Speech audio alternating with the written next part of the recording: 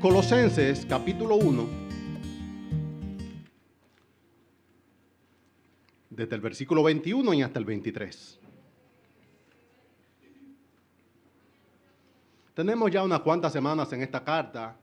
Solamente pongo el contexto, que fue una de las cartas escritas por el apóstol Pablo desde la prisión, que es una carta relativamente corta, como lo son aquellas cartas escritas desde la prisión, y que se enfoca en un tema, y es que los hermanos de la ciudad de Colosas comprendan el evangelio con el cual fueron salvados. La semana pasada vimos la supremacía de Cristo sobre todas las cosas, la supremacía de Cristo sobre la creación y la supremacía de Cristo en la redención. Y veremos hoy en esta porción de la Escritura cuáles son los términos de nuestra reconciliación. Dice así la palabra del Señor, versículo 21 en adelante del capítulo 1 de Colosenses.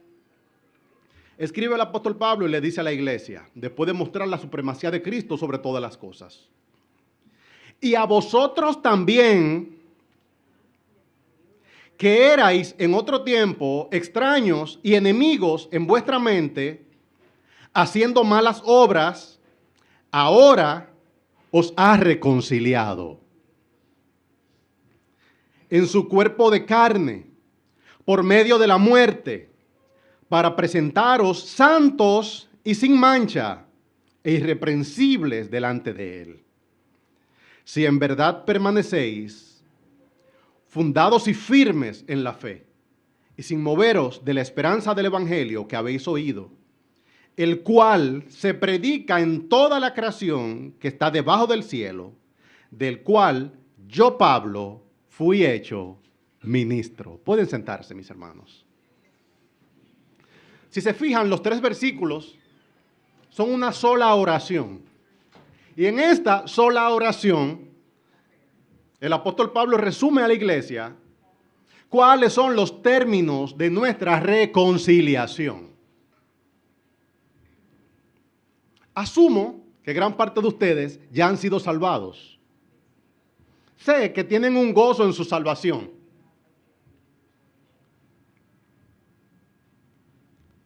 Quiero hacer hoy lo que frecuentemente no hago, y es comenzar con una pregunta retórica.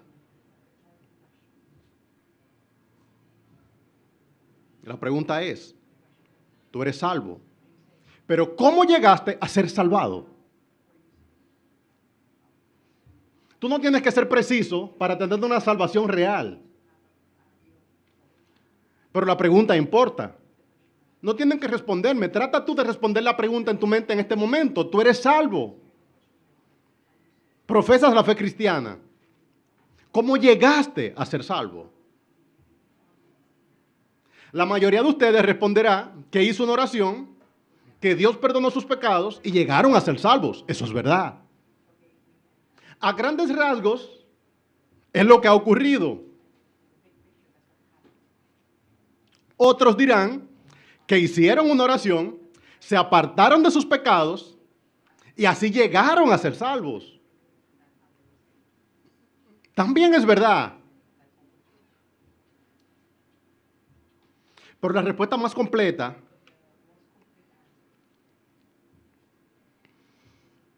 son las capitulaciones de nuestra reconciliación.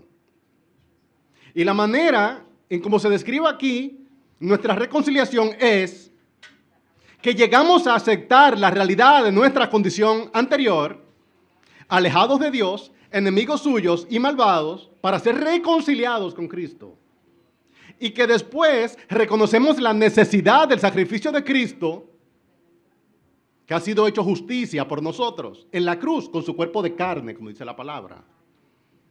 Y después confirmamos todo lo anterior por medio de nuestra perseverancia. Al terminar una guerra, los ejércitos frecuentemente se reúnen. Se reúnen los vencedores, al mismo tiempo se reúnen los vencidos. Y cuando se reúnen se escribe un documento legal, formal. Es el Tratado de Paz. Recuerdo ahora la Primera Guerra Mundial, donde se sentaron en un salón de París las grandes potencias y firmaron un tratado que se llama el Acuerdo de Versalles o el Tratado de Versalles. no solamente se estaba diciendo quién ganó y quién perdió, sino que se estaba documentando formalmente cómo se ganó y cómo se perdió y cuáles serían las consecuencias. Esos documentos legales parece que no tienen un sentido, pues ya tú perdiste. Pero aún tú hayas perdido, se te sienta en una mesa y ahí sentado en la mesa tú firmas el documento. De ahí viene la expresión que la historia la escriben los vencedores. Y es que no solamente se quiere decir que se ganó la batalla, sino que queremos ponernos de acuerdo cómo la batalla se ganó. En nuestra salvación hubo un pleito cósmico. En nuestra salvación hubo una tensión. Nuestro viejo hombre se imponía, nuestra condición anterior trataba de prevalecer, pero Cristo ha vencido en la vida de cada verdadero creyente. Y yo quisiera que ustedes no solamente digan yo soy salvo, sino que puedan describir objetivamente cuáles son las capitulaciones de su salvación. Yo creo que aquí están. Son los términos. El Señor perdonó mis pecados. Yo hice una oración y el Señor me salvó. Todo eso es verdad, pero no es completo. En el acuerdo de Versalles, no solamente se dijo quién ganó y quién perdió, sino que quién ganó y cómo ganó. Tiempo después se levantó otro hombre, fue Hitler, que él cuestionó el acuerdo de Versalles. Y él dijo, eso se firmó, pero eso no estuvo bien. Eso no fue verdad. Y de ahí vino la Segunda Guerra Mundial. Usted puede ser realmente salvo y después de usted ser salvo y aceptar su salvación, comenzar a cuestionar la forma en que Dios a usted le ha salvado. Por eso usted no solamente necesita ser salvo, usted necesita ser salvo y confirmar su salvación siguiendo en la perseverancia y confirmación de aquellas verdades que le pasaron de la muerte a la vida. Yo quisiera mostrar hoy 3 términos de nuestra reconciliación. El primero de ellos es que tenemos que aceptar la realidad de nuestra condición anterior. Comienza Pablo diciendo, y a vosotros también que erais en otro tiempo extraños y enemigos en vuestra mente, haciendo malas obras, ahora os ha reconciliado. Tú dices, pero el Señor perdonó mis pecados, ¿para qué tenemos que hablar de eso? Una parte necesaria de nuestra salvación es un reconocimiento objetivo de nuestra falta y nuestro pecado y sobre todo de nuestra necesidad de un Salvador. Yo creo que más personas no crecen en el Evangelio porque quieren ir directamente a la paz sin entender qué dio origen a esta guerra, por qué estábamos luchando y qué fue lo que Cristo objetivamente hizo por nosotros. Hay 3 términos en que se describe aquí nuestra anterior condición. Le escribe Pablo a la iglesia, le dice, y vosotros también, que erais en otro tiempo extraños, eso es lo primero, éramos extraños, algunas traducciones lo traducen como extranjeros. Después dice, y enemigos en vuestra mente, segunda característica, enemigos en vuestra mente. Lo tercero, haciendo obras malas. Y después dice, ahora les has reconciliado. No habrá gozo en tu salvación a menos que aceptes objetivamente que esas 3 descripciones te incluyen a ti. Y hasta que una persona está matizando su anterior condición, está evidenciando o que no ha nacido de nuevo o que no ha entendido el Evangelio. Comenzaré mostrando cada una de ellas. La primera condición con que se describe nuestra situación es que éramos extraños. Me gusta mucho como la traducción en inglés King James lo traduce. El término que utiliza es alienados, completamente separados. No había comunión. El pecado general de los hombres es pretender que tienen una relación con Dios cuando no es así. La mayoría de las personas asumen que tienen algún tipo de relación con Dios. Hace muchos años atrás, quizás 20, yo me reunía con las personas y le dibujaba 2 cosas. Le dibujaba a un hombre, le dibujaba una cruz. Y le preguntaba, ¿qué tan lejos o cerca tú crees que estás?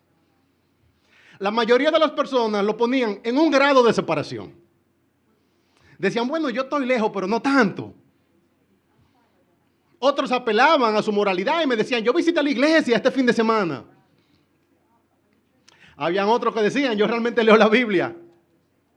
Pero todo el mundo asumía que tenía algún nivel de cercanía con Dios. Quizás no estaban tan cerca de Él para decir que somos amigos íntimos, pero nadie, casi absolutamente nadie, se confesaba o se reconocía como que estaba alienado de Dios, separado de Dios o en enemistad con Dios.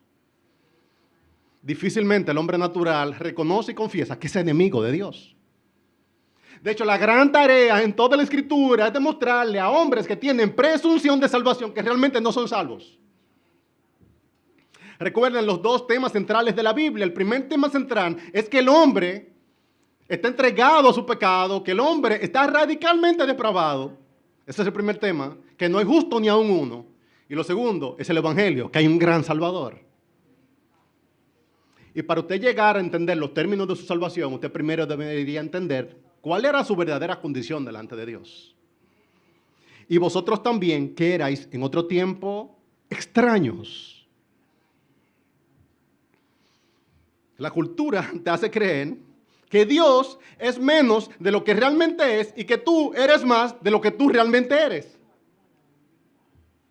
Casi todo el mundo piensa que tiene una relación con Dios porque ocurre esto. ¿Ha reducido a Dios o se ha aumentado él mismo?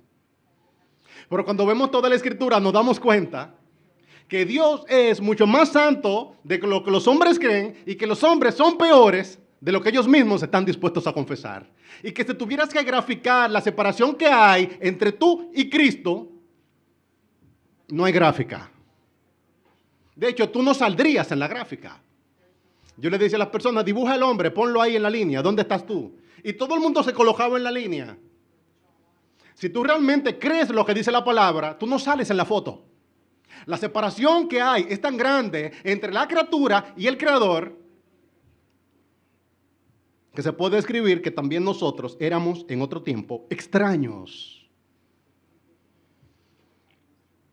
Tengo que abundar aquí, hermano, y lo hago por necesidad. Y es que muchos de ustedes, a pesar de que han sido salvos, todavía no reconocen la distancia. Y como no reconocen la distancia, entonces no reconocen el milagro. Tu salvación no produce tanto gozo como debería producir, pues tú realmente no entiendes que la necesitas tanto como tú realmente la necesitabas. Para que Cristo se presente ante nosotros como un gran Salvador, realmente nosotros necesitamos reconocer que somos grandes pecadores. Y nuestro primer elemento de separación es que estábamos extraños a Dios. Apelo al jardín del Edén. Hermano querido, cuando hubo pecado en el jardín, no fue un asunto sencillo como que estamos guapitos con el Creador. No fue como que nuestra relación con Dios cambió. Es que nuestra relación con Dios se destruyó. Y dramáticamente se evidenció esta destrucción expulsándonos del jardín del Edén, colocando ángeles y haciendo que los hombres se escondieran del Creador. Si cualquier persona cree que todavía sale en la gráfica de separación entre la criatura y el Creador, es porque no ha entendido el Evangelio. Hermano, yo admito, tú puedes ser salvo y todavía no reconocer la distancia. Pero tú vas a ser salvo y vas a ser gozoso cuando seas salvo y reconozcas de dónde tú fuiste traído para que te puedas encontrar con Cristo. Voy aquí un poco rápido. El esfuerzo del hombre históricamente ha sido pretender que está cerca de Dios. Los falsos profetas te crean una percepción de seguridad. Hablo aquí del movimiento de autoestima de los años 70 y 80. Psicólogos, educadores hablaban de refuerzo positivo, frases empoderadoras, aceptación incondicional. Enfocarte en tus fortalezas. Tú realmente no eras tan malo. Tú tienes alguna fortaleza. Tú no estás tan dañado como se dice. Realmente tú tienes algún tipo de valor. Hermano, no hay una pizca de bondad en el hombre que sea capaz de cubrir la gran deuda que tenemos delante de Dios. Y si acaso nosotros hemos sido acercados, no hemos sido acercados por mérito, hemos sido acercados por gracia. Recuerden que estoy baneado de hablar de la niña, ya no me dejé ilustrar con ella. Pero el día pasado fui a la tienda y ella llevó su alcancía. Quería comprar unos objetos, dijo, yo lo voy a comprar, yo tengo ahorros. Tomó su alcancía y fue conmigo, con su madre, y fuimos a la tienda los tres. Y dramáticamente, delante de los empleados, abrió la alcancía y sacó todas las monedas. Ella preguntó, ¿cuánto cuesta? Y le dieron el precio. Y ella comenzó religiosamente a contar peso tras peso. Y yo me preguntaba por qué no la yendo de 25. Y estuvo haciendo ahí durante minutos con una vendedora que nos está esperando el esfuerzo de contar moneda tras moneda. Y cuando contó moneda tras moneda, primero su papá y después ella se dio cuenta que lo que había ahorrado durante más de un año no era suficiente para pagar ni siquiera el 10% de lo que costaba aquel objeto, lo cual ella quería. Yo no sé si fue que lo entendió o se entregó. Pero ella tomó la moneda, la puso en la alcancía y le dijo a su mamá, paga tú con mi alcancía. Parece que entendía que si estaba todo reunido delante del recipiente, entonces tenía algún tipo de valor mucho más alto. Lo que terminó ocurriendo es que sus padres pagaron lo que su esfuerzo, constancia y disciplina no pudo lograr. Ay, hermano, si tú dices que tienes paz con Dios, por favor, no entiendas que tú has llenado la alcancía. La realidad es que lo que se pagó en la cruz fue el 100% de tu deuda. Y los méritos que tú habías podido acumular para pretender estar cerca de Dios no habían cubierto ni siquiera una pizca de el amplio abismo de separación que existía entre la criatura y el Creador. Por lo cual nosotros podemos testificar que vosotros también, que erais en otro tiempo extraños, ahora hemos sido acercados al Señor. El moralismo te dice que tú eres bueno. La exaltación de tu cultura, toda cultura tiene un triunfalismo, entonces nosotros somos mejores que tal cultura. Que pues, somos nosotros mejores que ellos. En ninguna manera, decía Pablo, pues ya hemos acusado a judíos y a gentiles, que todos están bajo pecado. Mientras los hombres aumentan y defienden su supuesta relación con Dios, solamente están confirmando su ignorancia del Evangelio y su abierta necesidad de un Salvador. Nuestros méritos no nos salvan, nuestros ahorros morales no nos salvan. Y mientras más nosotros pretendemos acercarnos por nuestros propios medios, más descubrimos que nuestros esfuerzos solamente logran alejarnos un poco más del Creador. Hay algo que se utiliza en psicología que se llama niveles de incompetencia, consciente o inconsciente. La ignorancia es atrevida. Hay un hombre que es aparentemente feliz y lo es, de hecho, en la práctica, y es un hombre que no sabe lo que no sabe. Por eso dice el libro de Eclesiastés, en el capítulo 1 y versículo 18, porque en la mucha sabiduría hay mucha molestia, y quien añade ciencia, añade dolor. Tú te sientes cómodo, te sientes tranquilo, porque todavía no reconoces tu nivel de ignorancia.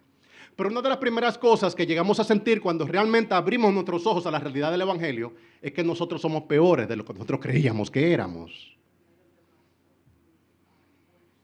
Que no es un asunto sencillo, que no es un mejoramiento, que es un abismo de separación y que lo único que podemos nosotros alejarnos, acercarnos a Dios y romper la extranjería, romper la lejanía, es el sacrificio de Cristo.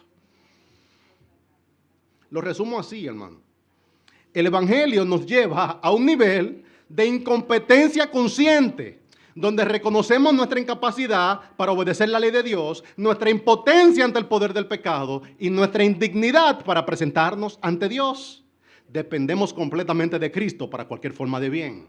El intento humano por relacionarse con Dios o satisfacer su justicia fuera de Cristo es un nivel de incompetencia inconsciente. Una de las primeras cosas que tú reconoces cuando el Señor te está salvando es que tú no podías salvarte por tus propios medios.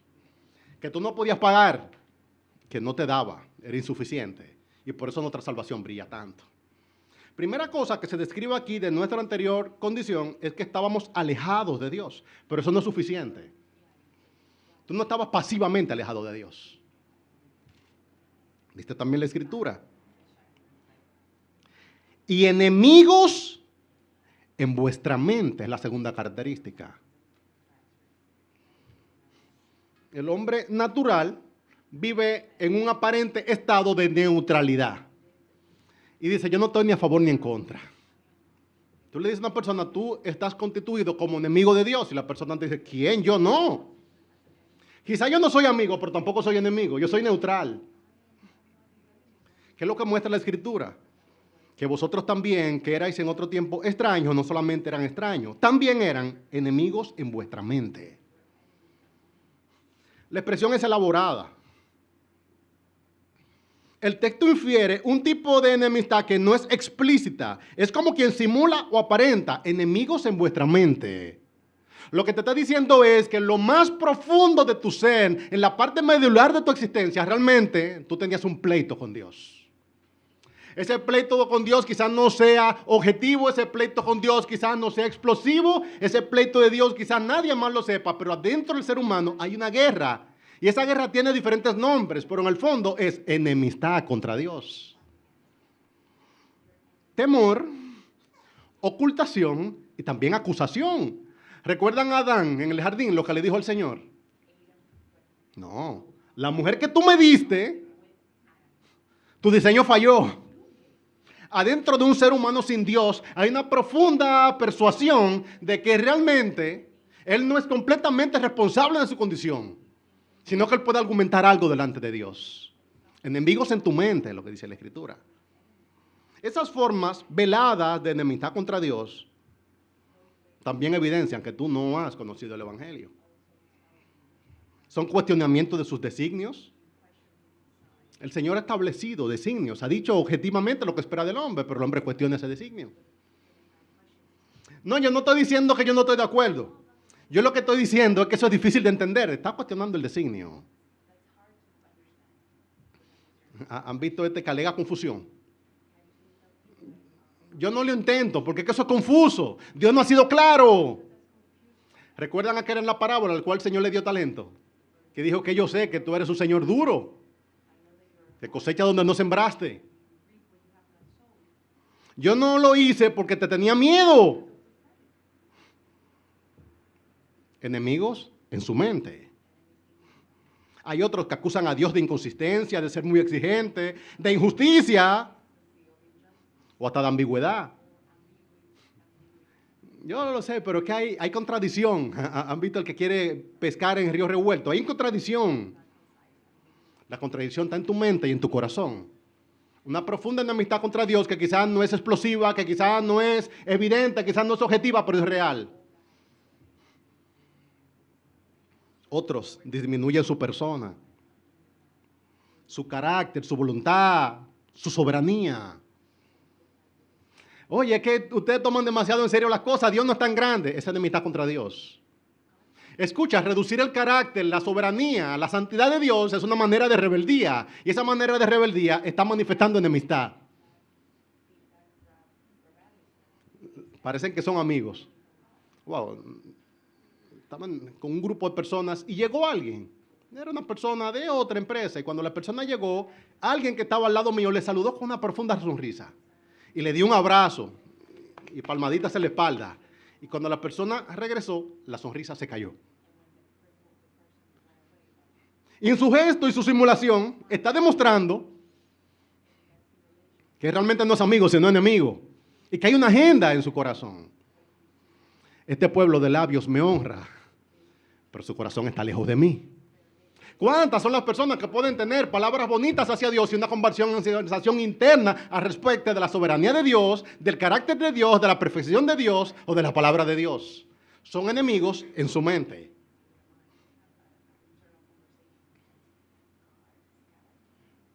La parábola del Señor habla de quienes invadieron una viña. El invasor parece primero agradable cuando tú vas a preguntar por tu tierra. No, yo se la estoy limpiando. Yo no te pedí que me la limpie. Tú vuelves la segunda vez y ya está instalado. ¿Y por qué estás construyendo? No, es que por aquí pasaban gente, yo la estoy cuidando. Yo no te pedí que me la cuides. Y después cuando viene el dueño y te dice que salga de su tierra, ya tú no te muestras con una sonrisa, ya tú no te muestras agradable, sino que tú te muestras realmente como tú eres. Tú eres enemigo suyo porque tú estás tratando de usurpar un asunto que no es tuyo. El hombre sin Dios se constituye enemigo de Dios, pues se pasea por medio de la creación de Dios como si la creación de Dios fuera suya. Y cuando Dios intenta reclamar su terreno, entonces el hombre agrede. Recuerda que estoy hablando de un tipo de enemistad elaborada, no es el tipo de enemistad básica que estamos acostumbrados a ver. Es el enemigo en tu mente. Cumplir en la esfera pública mientras en lo privado vamos en contra de Dios.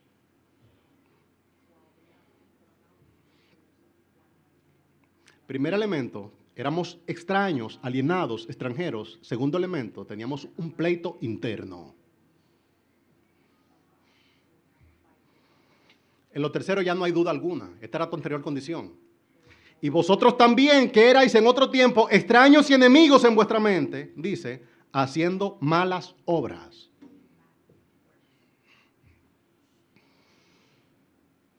Mis obras realmente no son malas, dicen los hombres.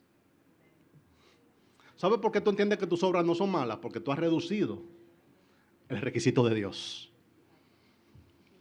Me río y sufro al mismo tiempo, pero al día de hoy, en la primaria, se vive en este juego donde nadie reprueba.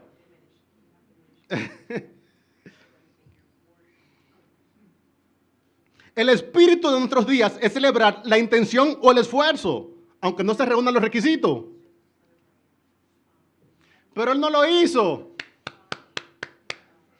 Aplaude. Pero todavía no ha llegado. Pero lo intentó. Pero él está lejos del requisito. Pero no importa, él está aquí. Mano, Dios no se parece a nosotros. Él es santo, Él es perfectamente santo. Él es justo, absolutamente justo. Y la participación en cuanto a la voluntad de Dios no disculpa. No estamos en la primaria. Pero Él vino todos los días, Él merece algo. Pero Él no lo hizo. Haciendo malas obras. Tus obras no son malas porque sean objetivamente ofensivas. Tus obras son malas porque no alcanzan la justicia de Dios. Y si tú no has entendido que tus obras eran malas, o tu salvación no está produciendo tanto gozo como debería producir, o tú deberías abrirte a que realmente todavía no has entendido el Evangelio.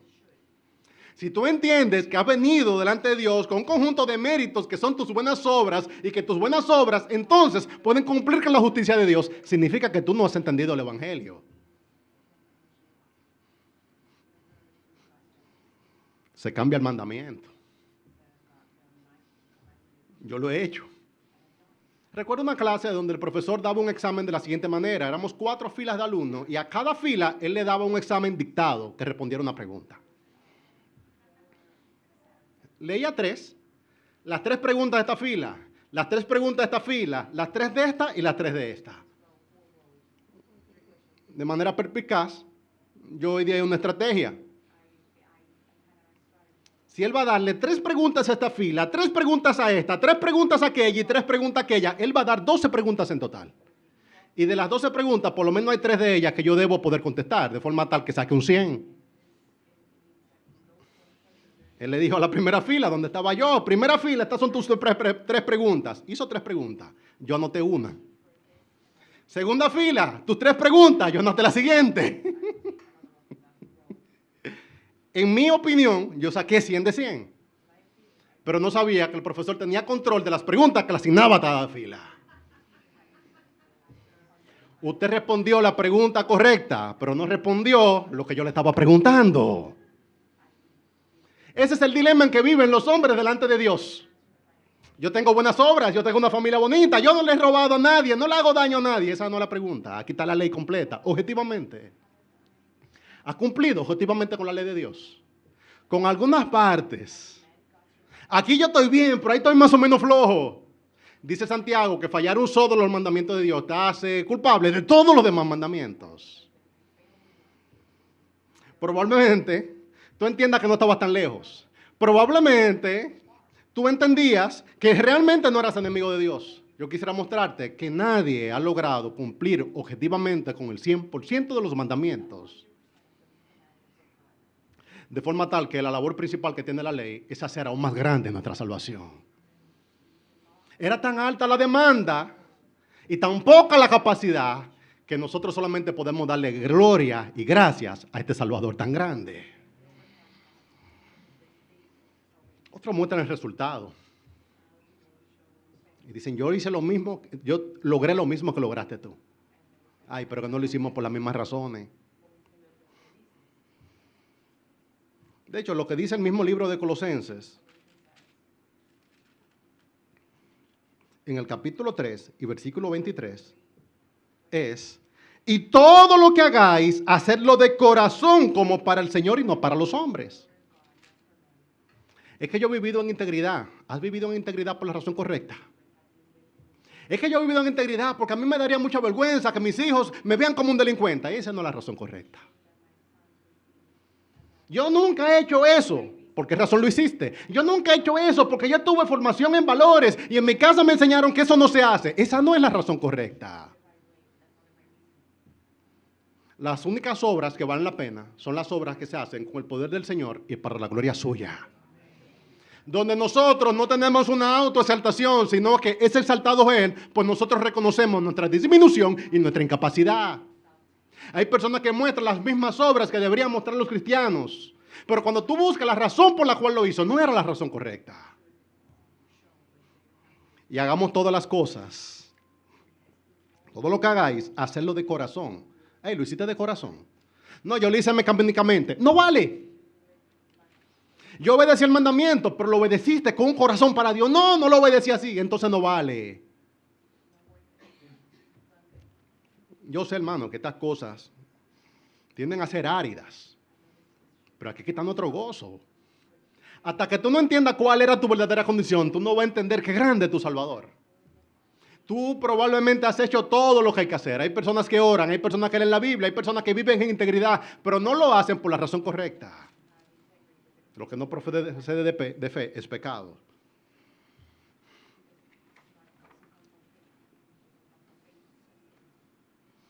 Otros dicen, yo objetivamente no pequé. Se peca por comisión y también por omisión. Hay gente que circunscribe y dice, mira, estos son los 5 que hay que vivir. ¿Y qué vas a hacer con el resto? Era necesario hacer eso sin dejar de hacer lo otro. Mano, no es que quiero traer mala conciencia, lo que quiero traer es gozo. Esa es la tarea del diablo, traer culpabilidad al creyente. Yo no quiero traer a tu corazón, a tu mente, culpabilidad. Yo lo que quiero traer a tu mente es la satisfacción de que tú tienes un gran Salvador en Jesucristo, que te has reconciliado con Dios. Y vosotros también, que erais en otro tiempo extraños y enemigos en vuestra mente, haciendo malas obras, ahora os ha reconciliado. El primer término de nuestra salvación es que nosotros firmamos y aceptamos cuál era la realidad de nuestra condición anterior. Y la realidad en nuestra condición anterior era alejados, enemigos y malvados. Y ya que estábamos alejados, ya que éramos enemigos y que éramos malvados, entonces necesitamos ser reconciliados por Cristo. ¿Usted está dispuesto a afirmar eso? Bueno, yo sé que perdí la batalla, pero yo no quiero firmar eso. Tú todavía tienes rebeldía. Si tú te consideras un cristiano y todavía tú tratas de ponerle en cualquiera de esas cosas en duda, en cuestionamiento, tú no te has entregado. Uno se da cuenta que nació de nuevo cuando uno puede negarse a uno mismo. Y negarse a uno mismo es un profundo reconocimiento que realmente no hay justicia. Es un profundo reconocimiento que realmente no hay cercanía. Un profundo conocimiento de que realmente hay maldad y podrida llaga, como dice la Escritura. Ok, ya lo acepto, lo firmo. Hablemos un poco más. Dice el versículo 22. No solamente nos ha reconciliado, sino en su cuerpo de carne, por medio de la muerte, para presentarnos santos y sin mancha e irreprensibles delante de Él. Espérate, y es otra cosa. Cantidad de gente que realmente ha sido salvo, pero todavía no entiende que el sacrificio de Cristo era necesario. Le muestro hoy a pecadores perdonados que realmente nuestra salvación no es solamente una salvación administrativa, que nuestra salvación fue una salvación costosa y que un creyente no solamente entiende que sus pecados han sido perdonados, sino que reconoce que sus pecados fueron perdonados por el sacrificio de Jesucristo en la cruz del Calvario. Y que el sacrificio de Cristo no es un decorado, que el sacrificio de Cristo no es un atrezo, no es utilería, que el sacrificio de Cristo no es una dramatización, que el sacrificio de Cristo es un asunto real. De hecho, el único sacrificio posible y agradable a Dios. Por eso destaca Pablo y pone él en su cuerpo de carne. Hay creyentes que hablan de su salvación solamente como en términos poéticos. Tú le preguntas, ¿cómo fuiste salvado? El Señor perdonó mis pecados, pero ¿cómo los perdonó? Si estamos diciendo que Él es justo y que la paga del pecado es muerte y que el Señor no obviará la falta, si estamos diciendo que Él es perfecto, si estamos diciendo que Él es consistente, si estamos diciendo que Él no se contradice, ¿cómo es que Él dijo que la paga del pecado era muerte y tú no moriste y fuiste salvado? Mano, tu salvación no es solamente un asunto poético, no es un drama de la salvación, es un hecho real y ocurrió en un punto geográfico, en un momento puntual de la historia. Traslada tu mente a la cruz del Calvario y en la cruz del Calvario algo se hizo a favor tuyo. Y eso que se hizo a favor tuyo, al día de hoy probablemente tú eres consciente. Pero alguien pagó aquel pecado por el cual tú deberías morir. Cristo no adulteró los registros. Mira, el estudiante no aprobó, pero yo lo voy a aprobar. Eso no es. El estudiante no aprobó, pero alguien aprobó por él. Se llama imputación. Doble imputación. A Cristo le fueron imputados nuestros pecados. Y la justicia de Cristo nos fue imputada a nosotros. De forma tal que nuestra salvación no es solamente un asunto de un asiento contable que se hizo. Hablo como los contadores. A veces no hay forma de justificar una transacción. A ellos les gusta tener una cuenta, ajuste del resultado del ejercicio anterior. ¿Cuál ejercicio? Bueno, la contabilidad por partida doble. Si hay débito, hay crédito. Y si hay crédito, hay débito. ¿Contra quién giramos? Se sacan de la manga. Ponlo contra la cuenta de área. Ajuste de resultados del ejercicio anterior. Hermano, yo soy pastor, no contador. Solamente ilustro. Lo que te estoy mostrando es que tu salvación no fue un asunto administrativo. No fue un asunto solamente en libros. La justicia que tú no pudiste cumplir, alguien la cumplió por ti. Y esa justicia a ti te fue imputada. Eso es distinto. ¿Faltó algo? Aquí está. Se está describiendo aquí para evitar que entendamos que esto es una dramatización, que es un asunto simbólico, que es figurativo. No es figurativo, es real. Por lo cual se describe que en su cuerpo de carne. Cristo no estaba aquí haciendo mímicas. Él estaba aquí viviendo la justicia que tú y yo no pudimos vivir. Cristo no estaba en la cruz haciendo mímica. Él estaba pagando la muerte que todos nosotros merecíamos tener. El justo por los injustos para que tengamos vida eterna.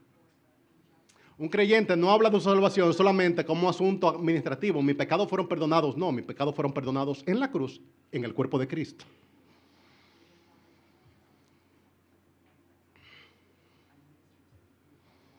Esto debería alejarnos del pensamiento de que un creyente es una persona que ha sido mejorada como psicológicamente, emocionalmente.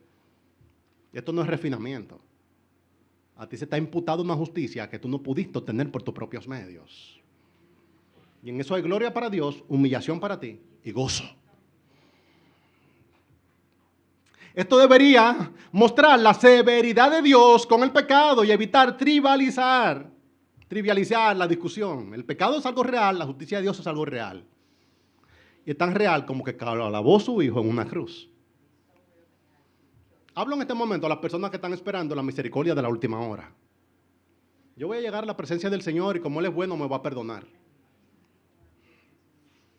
El que no escatimó ni a su propio hijo, escuche. Si el sacrificio de Cristo es real, nos está mostrando que Dios se toma en serio el pecado. Si el sacrificio de Cristo es real y Él pagó con su cuerpo de carne por nosotros, esto significa que hay un lugar donde hay una justicia que tú puedes encontrar. Ay, hermano, ¿realmente usted cree que una persona va a llegar a la presencia del Señor y va a poder apelar a la misericordia del Señor de última hora cuando ha obviado olímpicamente cuál es el único medio que ha provisto Dios en Cristo para salvación? De hecho, esto debería alejar también a los incrédulos. Gálatas 5:11 le llama esto el escándalo de la cruz. Y es que muchas personas pueden recibir el perdón de los pecados, pero no quieren entender que un cuerpo fue clavado a una cruz y que murió en tu lugar. Que el pecado tiene consecuencias. Y tú deberías sentirlo. Después dice, por medio de la muerte. Cristo realmente experimentó la muerte. Son asuntos, hermanos, quizá un poco técnicos, pero el apóstol Pablo está respondiendo a una herejía que había en la iglesia. Habían personas que decían que Cristo realmente no había padecido, que todo era como un asunto simulado, que Él no vio la muerte. Y Él está mostrando que realmente nosotros fuimos adquiridos a precio de sangre. Después Él habla que el sacrificio de Cristo opera tanto en forma pasiva como en forma activa, dice Él, para presentaros santos y sin mancha e irreprensibles delante de Él. Aquí le muestro a la iglesia que la cruz de Cristo no solamente sirve para nuestra justificación, sino también para nuestra santificación. Corrijo aquí el pensamiento que tienen muchos hermanos míos de que piensan que ellos fueron salvados por fe, pero que se santificarán por obras. Es interesante que la carga de la acción no recae sobre ti, sino sobre Cristo. Dice aquí que Él está trabajando, Él, no nosotros, para presentarnos santos. Que Él está trabajando, no nosotros, para presentarnos sin mancha. Y que Él está trabajando, no nosotros, para que seamos irreprensibles. Aquí siempre hermanos míos levantan la mano y dicen, no, yo tengo que cuidar mi salvación, no, yo tengo que buscar la santidad. Hermano, si tú no pudiste buscar la primera parte, tampoco vas a poder buscar la segunda. Yo me sentiría realmente desesperado si el Señor me hubiese salvado a mí por fe, pero hubiera entregado a la garantía de mi perfeccionamiento a mis obras. Si yo he demostrado consistentemente que no pude hacer la justicia de Dios para mi justificación, ¿usted cree que voy a lograrlo para mi santificación? No quiero transmitir aquí la idea, hermano, de que somos objetos absolutamente pasivos. Lo que quiero mostrarles es que la gloria no es nuestra y el poder tampoco es nuestro. De hecho, yo acabo de predicar la supremacía de Cristo sobre todas las cosas. Solamente les recuerdo, hermano. Estoy en el 17. Que Él es antes que todas las cosas y todas las cosas en Él subsisten. Y Él es la cabeza del cuerpo que es la iglesia. Él, que es en el principio el primogénito de entre los muertos, para que en todo tenga la preeminencia, por cuanto agradó al Padre que en Él habitase toda plenitud. Y por medio de Él reconciliar consigo todas las cosas, las que están en la tierra como las que están en los cielos, haciendo la paz mediante la sangre de su cruz. Y luego entonces lo conduce y dice, y vosotros también. Y luego llega hasta donde nos dice que en su cuerpo de carne, por medio de la muerte, para presentarnos santos y sin manchas e irreprensibles. Ese mismo que es supremo, ese mismo que es poderoso, ese mismo que es muy grande, es el mismo que está trabajando en tu santificación. Yo sé, hermano, que el Señor quiere que nosotros queramos. Yo sé que Él quiere, y uso el término, hermano, y quizás estoy concediendo mucho, que haya en esto por lo menos algún tipo de cooperativismo. Pero definitivamente que el poder está en Él y no en nosotros. Yo puedo hacer la receta con los ingredientes que vienen de la cruz de Cristo. Yo puedo vestirme de una justicia que está en Cristo. Ahora, por favor, hermano, descarta completamente que tú puedas ser justificado por fe y al mismo tiempo que puedas ser perfeccionado a través de las obras. Él pone en nosotros tanto el querer como el hacer por su buena voluntad. Estoy mostrando que la justicia es suya y al mismo tiempo estoy mostrando que la santidad es suya. Cuando leí este texto, recordaba a un hombre que se llamaba Askenaz, que le entregaron, estoy hablando de Askenaz, al que le pusieron a Daniel y a sus amigos bajo su cuidado. El rey le dijo, aliméntamelo, cuídamelo y preséntamelo. Y el hombre tenía una ansiedad de que se vieran robustos. Y Daniel le dice, pero haz conmigo una sesión, déjame comer vegetales. Y le dice, no, espérate, porque es que a ti te han puesto bajo mi cuidado. Yo soy que tengo que nutrirte, yo soy que tengo que decorarte, yo soy que tengo que formarte, porque tú te vas a presentar delante del rey. Yo, Askenaz, tengo que rendir cuenta ante el rey por ti. Mano, nosotros no estamos caminando, encontrarnos con Dios, con nuestro propio diseño, con nuestra propia nutrición, con nuestro propio refinamiento. Él mismo nos está presentando, Él mismo nos está perfeccionando, Él mismo nos está santificando. Tú debes querer vestirte de toda justicia, pero no de la justicia que tú te puedes hacer por tus propios medios, es de la justicia de Cristo. Él no solamente te ha salvado por fe, Él al mismo tiempo te va a santificar con el poder suyo. Son muchos los creyentes que confían en Cristo para su justificación y en ellos mismos para vivir en santidad. No se logra. Las tres cosas aquí mencionadas tienden como agente a Cristo. Dice el para presentarnos, para presentarnos. Esto me da mucha esperanza. Me cuida de la vanagloria ante Dios y al mismo tiempo me cuida del envanecimiento ante los hombres. Si yo he logrado algún tipo de avance en los caminos del Señor, no ha sido mis fuerzas, ha sido para su gloria y las fuerzas suyas. Dice así mismo la palabra. Romanos 6:22. Mas ahora que habéis sido libertados del pecado y hechos siervos de Dios, tenéis por vuestro fruto la santificación y como fin la vida eterna. Yo te pregunto, ¿tú puedes producir ese fruto en tus propios términos? Si tú podías producir ese fruto por tus propios medios, podías producir la misma justicia por tus propios medios. Pero como no pudiste producir la justicia, tampoco vas a poder producir la santificación. No somos salvos por obra, pero tampoco las obras podemos hacerlas por nuestros propios medios. Tres cosas: presentarnos santos. Aquí me evoca a Aspenaz presentando a Daniel y a sus amigos delante del rey. Aquí están listos. Cristo quiere que tú seas presentado santo y Él hará lo que haga falta por tu santificación. De forma tal que, sin que sea un cliché, hermano, podemos decir el versículo de siempre, que aquel que comenzó en nosotros la buena obra, la perfeccionará hasta el final, hasta el día de Cristo. Lo otro, sin mancha. Y cuando me menciona sin mancha, no puedo evitar recordar a Isaías mirándose en la presencia de un Dios santo. ¡Ay de mí!, dijo él, porque yo soy un hombre de labios inmundos y habito en medio de un pueblo de labios inmundos. ¿Y sabe lo que hizo el ángel? Que tomó un carbón encendido del altar y se lo puso sobre sus labios. No fue que le dijeron a Isaías, Isaías, te vamos a dar 3 meses para que dejes de hablar mala palabra. Nos vemos en invierno. Ya tuviste que Dios es santo, ¿verdad? Ve y resuelve. Y habla con tu pueblo, y a que esa gente también deje de decir mala palabra. Si eran esos los labios inmundos, hermano. Quizás eran cosas mucho más complejas. No, hermano, lo que hizo el Señor con Isaías para resolver el problema es que el Señor mismo tomó un carbón del altar y lo tocó en los labios y purificó su labio. Tú debes anhelar que el Señor tome carbón encendido y lo ponga sobre tu pecado.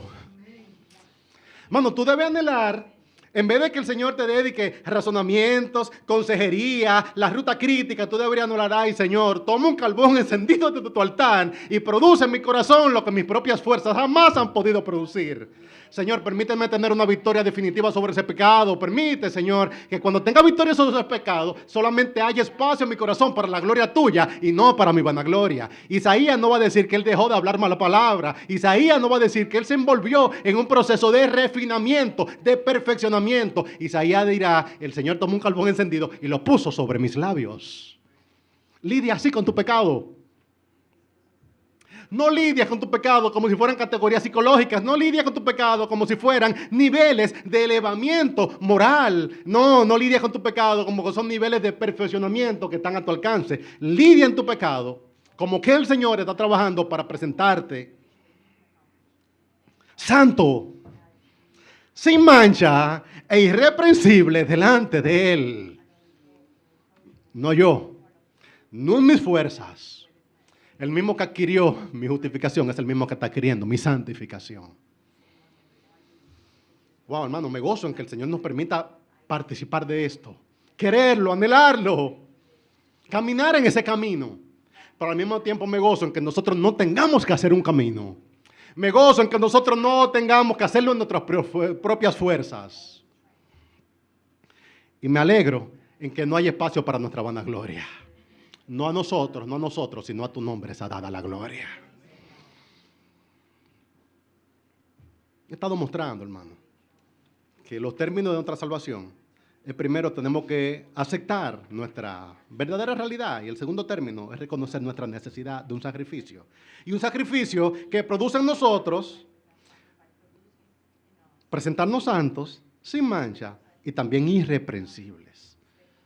Esa es una palabra, hermano, que usted debe subrayarla, irreprensible. Usted quiere llegar a la presencia del Señor siendo irreprensible. Ay, hermano, tú no eres irreprensible, solamente clarifico. porque no seas falaz, porque tengas en este momento una vida perfecta. Tú eres irreprensible porque se te ha imputado una justicia que no es tuya. De forma tal que dice Romanos 8:33, ¿quién acusará a los escogidos de Dios? Dios es el que justifica. Escucha el término. ¿Quién acusará a los escogidos de Dios? Ya yo no vivo en listas, hermano. Vivir en lista era como yo vivía en mi adolescencia, que yo vivía buscando los pequeños pecados y haciendo una oración cada 3 minutos para que el Señor perdonara ese nuevo pecado. Yo vivo mirando la cruz. Y yo quiero apartarme del pecado, hermano, pues ya el pecado a mí no me define. El Señor está trabajando conmigo como estaban trabajando con Daniel y sus amigos para presentarme. Santo, sin mancha, irreprensible. El pecado ya no debe definirme. Pero al mismo tiempo yo sé que esos recursos no están en mí, que están en Él. En la cruz de Cristo. Sin embargo, al ver la determinación del Padre al sacrificar al Hijo en la cruz para lograr nuestra reconciliación, yo tengo la confianza de que tendrá el mismo compromiso para nuestra perseverancia. Romanos 8:32. El que no escatimó ni a su propio Hijo, sino que lo entregó por todos nosotros, ¿cómo no nos dará también con Él todas las cosas? Y mis hermanos ven todas las cosas y me dicen, pastor, ¿y cuáles son todas las cosas? Oh, claro, los viajes, los carros, la ropa, el apartamento, la segunda casa. Ay, hermanos, esas no son las otras cosas.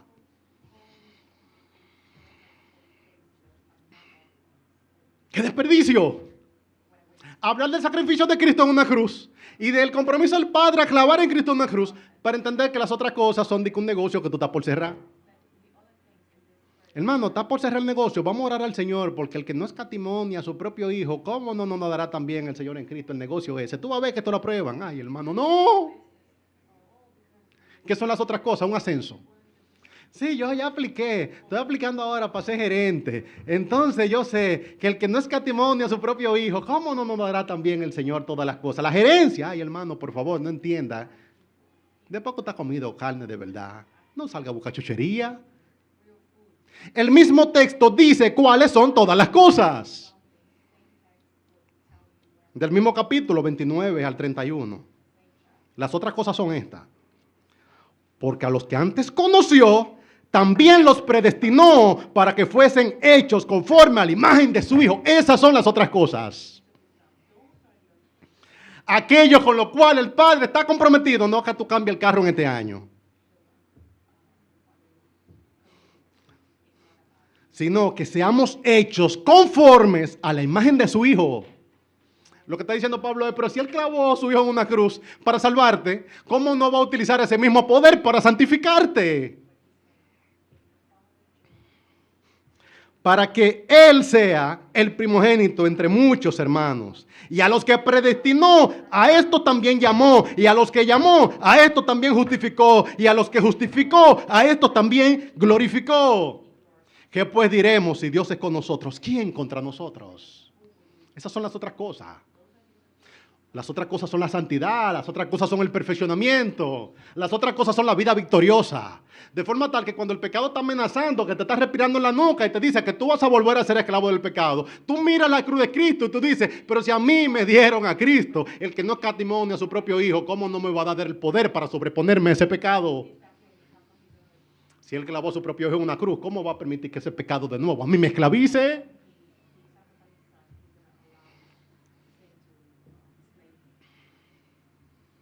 Es el tema de los Gálatas, hermano. Que los Gálatas habían comenzado en el espíritu y habían terminado en la carne. Y le dice Pablo a los Gálatas: ¡oh Gálatas insensatos!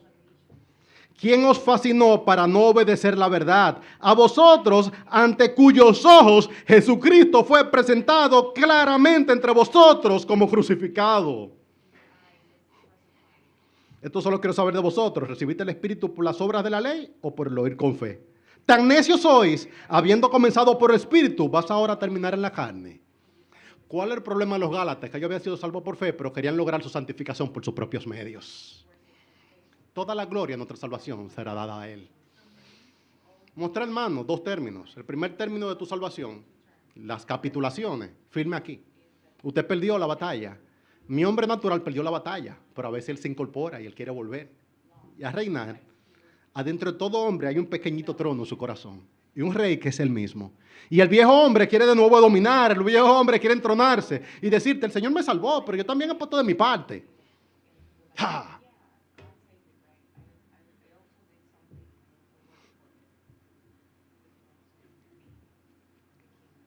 Él me salvó, pero yo he puesto de mi parte. ¿Qué pusiste tú?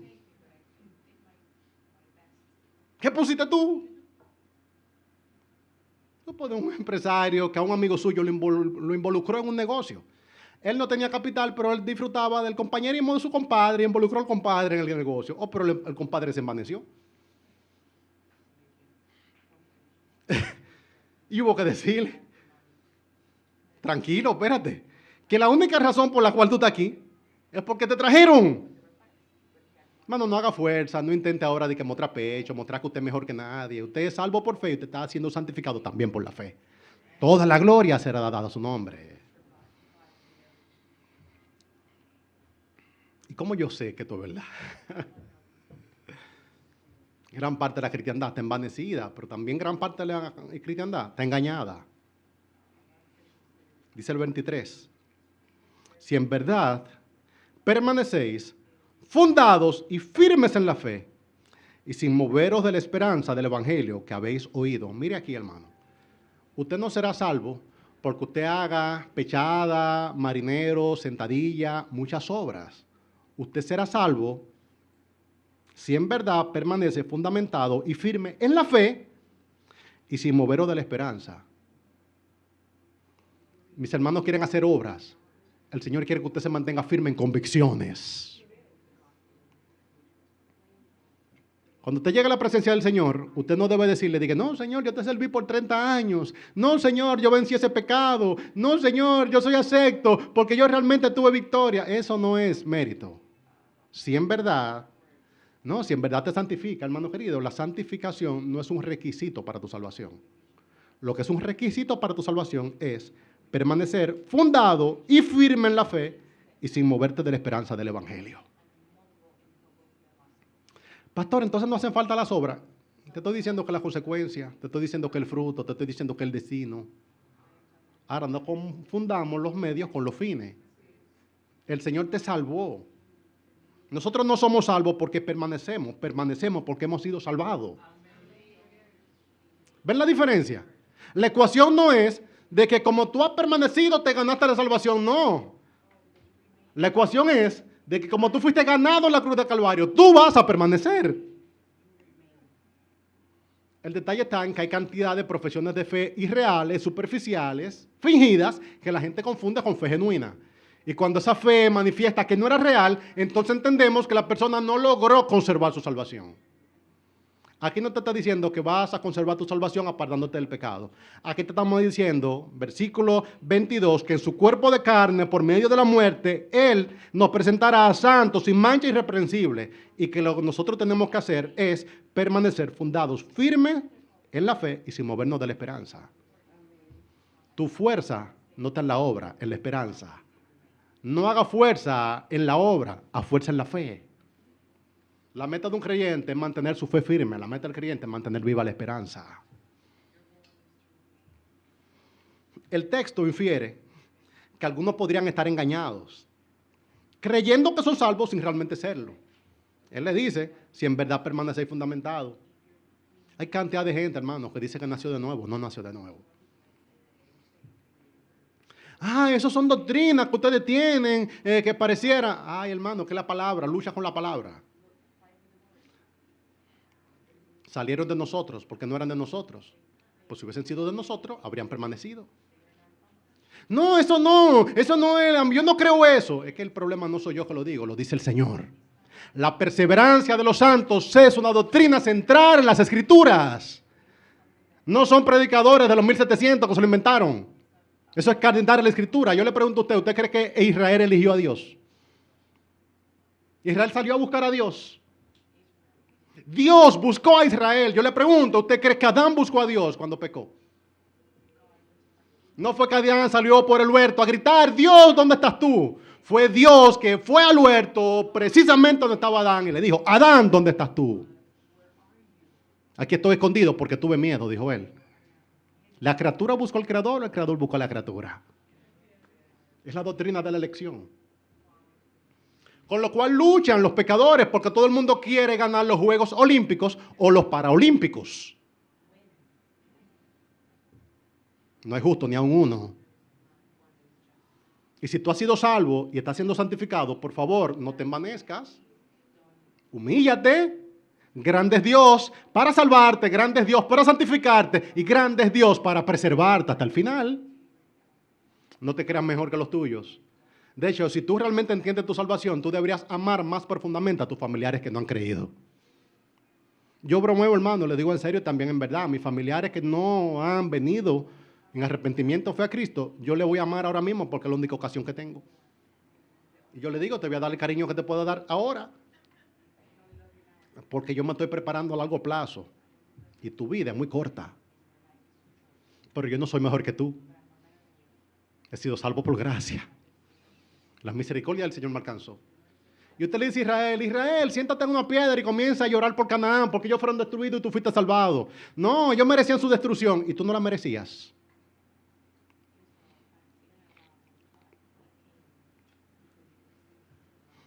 No hay en el texto nada que infiera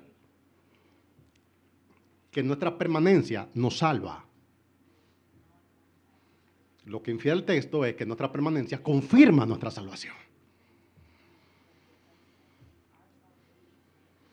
Pensar así es muy común. Es una forma de salvación por obras, es como una salvación potencial. Es como que en Cristo, es verdad, Él te dio la capacidad de competir, pero vamos a ver si llega hasta el final. Oye, qué fuerte es eso, hermano. Que a ti te pusieron en la carrera, pero que ahora tú tienes que terminar la carrera en tus propios medios. Y si la ganas, entonces eres salvo. Ay, no, hermano, eso no es la carrera que yo quiero correr. Yo quiero correr la carrera que me dice que por fe yo estoy sentado con Cristo en los lugares celestiales. Y que ya esto pasó. Que de aquí a poco estamos en su presencia. No, yo todavía no sé. Cada día que yo paso en el Señor, yo confirmo más que yo realmente he sido salvo. Y tengo más la confianza en mi salvación. Yo veo que el Señor está trabajando en mí.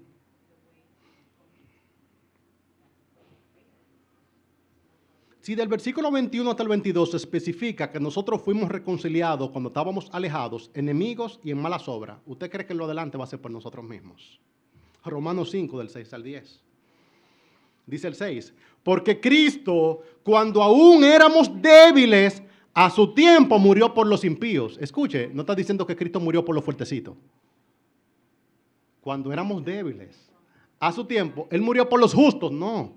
Él murió por los impíos para justificarle. ¿Entienden la ecuación del Evangelio? Romanos 9, del 11 al 13. Él ilustra con Jacob y Esaú. Y dice la gente, ¿y por qué el Señor seleccionó a Jacob? Algunos dicen, no, lo que pasa es que el Señor tiene un preconocimiento de todas las cosas y Él sabía que Jacob iba a terminar obteniendo la primogenitura y que Esaú iba a manifestar que no amaba a Dios. Y como el Señor conoce todas las cosas, ¿qué es lo que dice Romanos 9 en el versículo 11 de Jacob y Esaú? Dice que aún no habían aún nacido ni habían hecho aún ni bien ni mal cuando uno de ellos fue elegido por el Señor. Mano, lo que te estoy clarificando con esto es que la permanencia no es lo que salva. Somos salvos por la elección y la permanencia confirma que realmente hemos sido salvos. Ay, pastor, yo quiero sentir la seguridad de mi salvación. Permanece fundado y firme en la fe y no te muevas de la esperanza. Permanecer tiene dos implicaciones. Estás fundado y firme en la fe, no perder tus distintivos. Cuando un creyente pierde su distintivo, duda de su salvación, no lo pierda. El otro, no te muevas de la esperanza del Evangelio. No busques otro Salvador. Tú confirmas tu salvación cuando Cristo brilla en toda su gloria, en toda su esplendor. Entonces, Él es mi Salvador.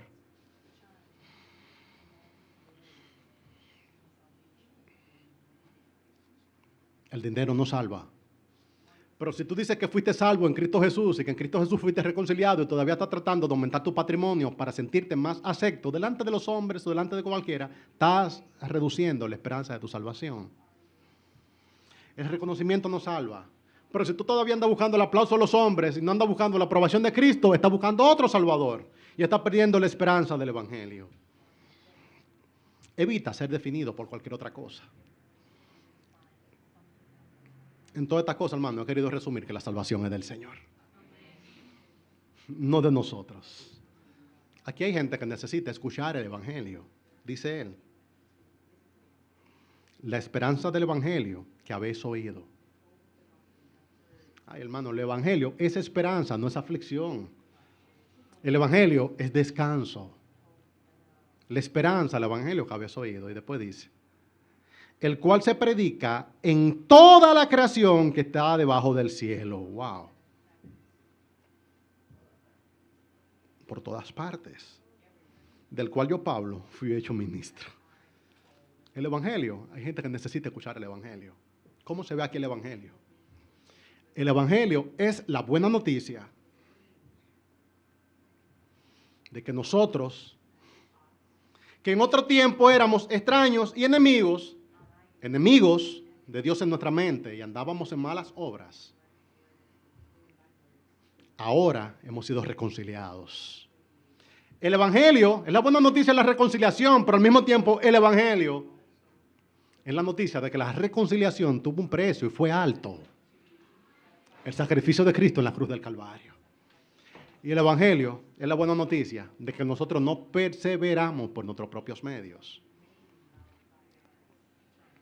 Que el que nosotros comenzó la buena obra, la irá perfeccionando hasta el final. Esa es la esperanza que tú naciste a escuchar. Que tú no vas a poder salvarte por tus propios medios, hacerte acepto por tus propios medios, sino que vas a tener que confiar en la justicia de Cristo y la provisión que se ha hecho en Cristo.